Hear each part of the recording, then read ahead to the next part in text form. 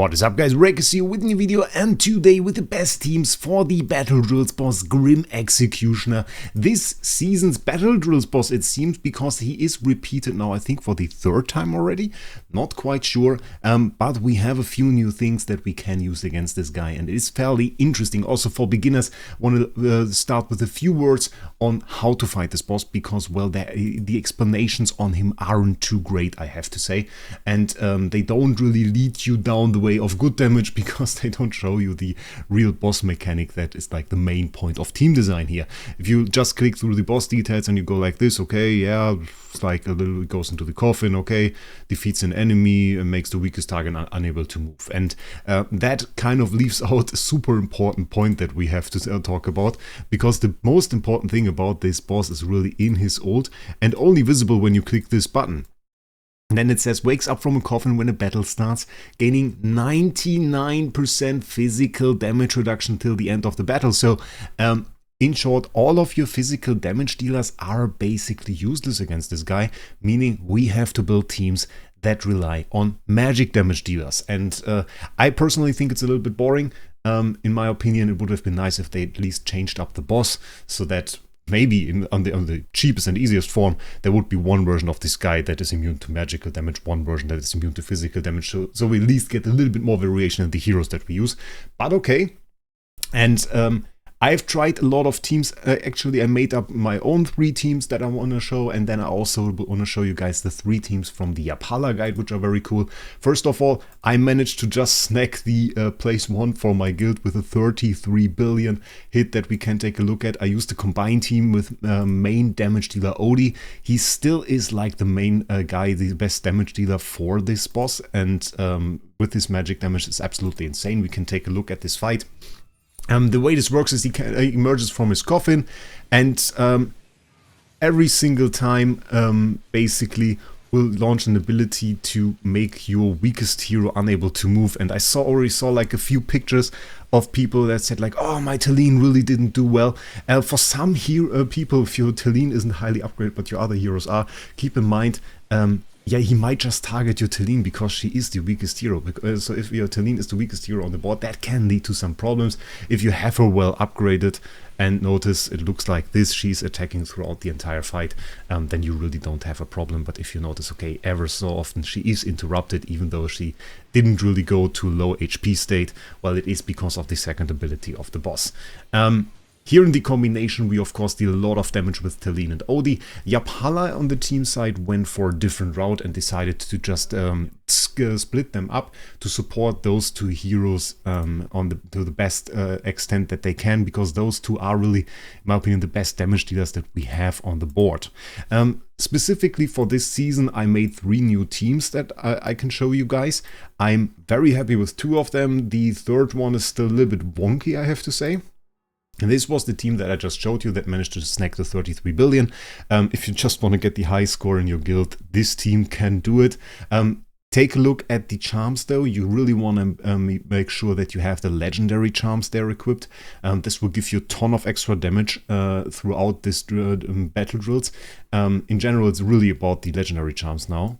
And many of you guys should have a lot of the dust that you need to upgrade them or to build them from the achievements, so make sure you don't lose out on those and go ahead and get yourself the charms, because, for example, the Rainier charm converts a part of the damage of the hero behind him to true damage, and this can be really, really good, while on heroes like Talene and Odie we see a little bit more damage. The second Battle Rules team, I went for a bit of a Graveborn team here. This team does decently well, could be a little bit better. I'm still working a little bit on it, still want to show you guys this. Is a fairly decent team. On Mirror, of course, I have the upgraded Supreme Plus ability, Shadow Essence Mirror.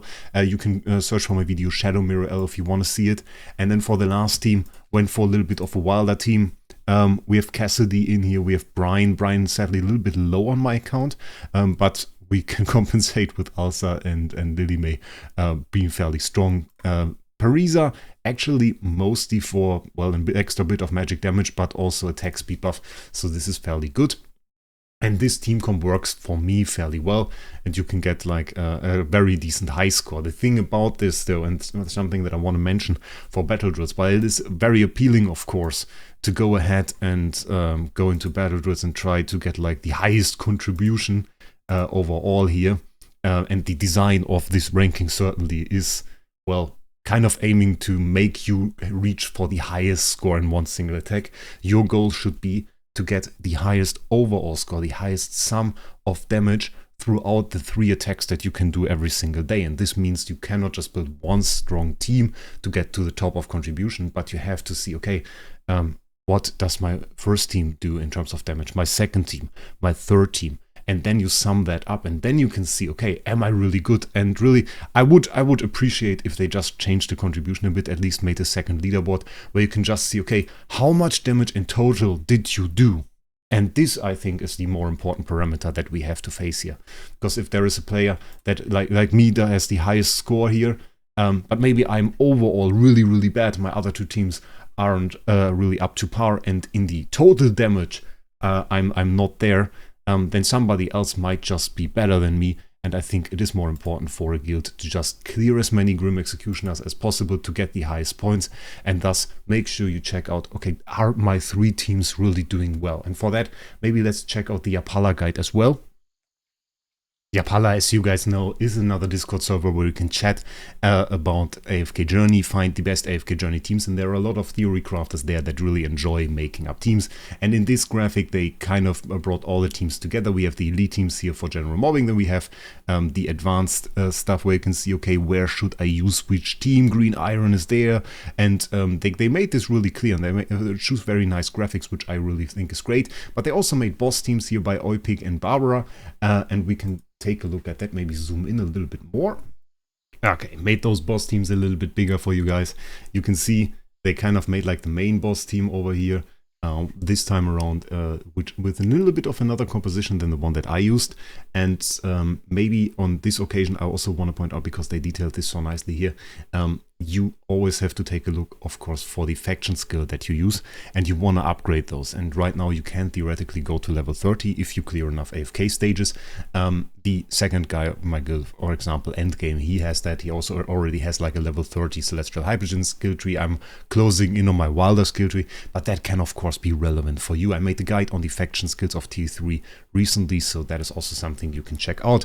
And here, of course, they used very potent heroes. We have Talene in there, we have Cassidy. Cassidy is still an asset in Battle Drills. A very, very nice Bonnie. Odie on the second team here, supported by Hugin, which we did for the first team.